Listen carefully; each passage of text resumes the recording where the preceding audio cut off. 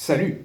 Alors avant de retourner à notre tableau, je vais vous lire un extrait de ce qu'écrivait Barthélemy Holzhauser dans ses commentaires.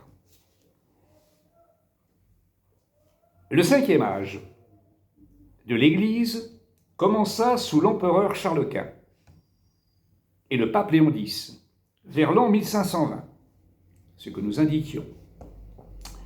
Il durera jusqu'au pontife saint et au monarque puissant, qui viendra dans notre âge et sera appelé le secours de Dieu, c'est-à-dire rétablissement de toutes choses.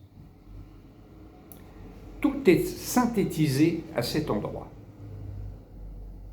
La vision est là. Il va même la développer, cette vision, par une adresse qu'il va effectuer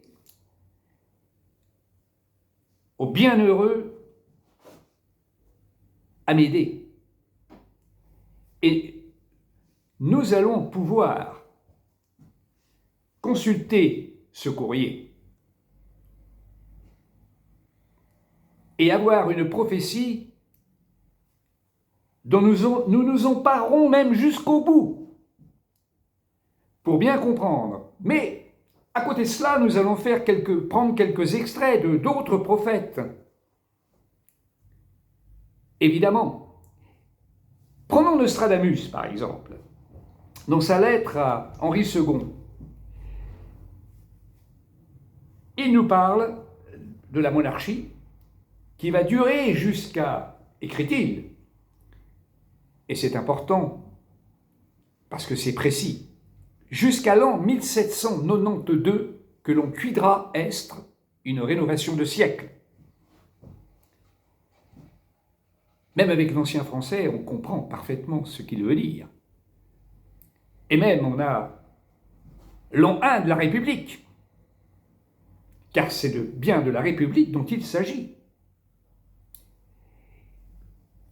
Et il n'y a pas que Nostradamus. Vous verrez qu'il y a aussi Paracelse qui évoque cette idée républicaine qui arrive à un moment donné dans l'histoire. Car c'est là le bouleversement. L'affliction dans laquelle se trouve Barthélemy Holzhauser, c'est parce qu'il entrevoit justement ce changement d'institution. Barthélemy Holzhauser, dans sa vision, nous fait comprendre que, au bout du 5e âge, il va y avoir, et vous le retrouverez d'ailleurs sur le tableau, la consolation, un germe qui repart. Cette consolation qui pour lui est obligatoire.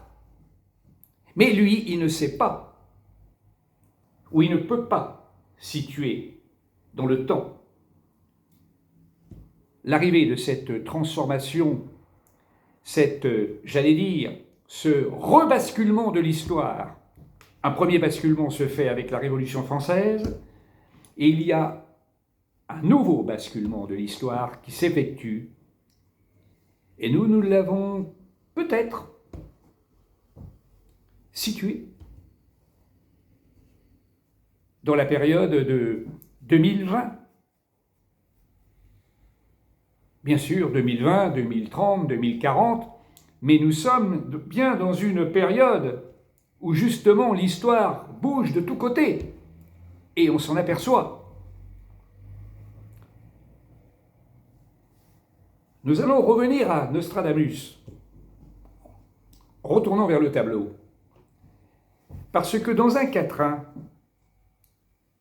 il nous fait comprendre aussi qu'il y a une mesure de 500 ans.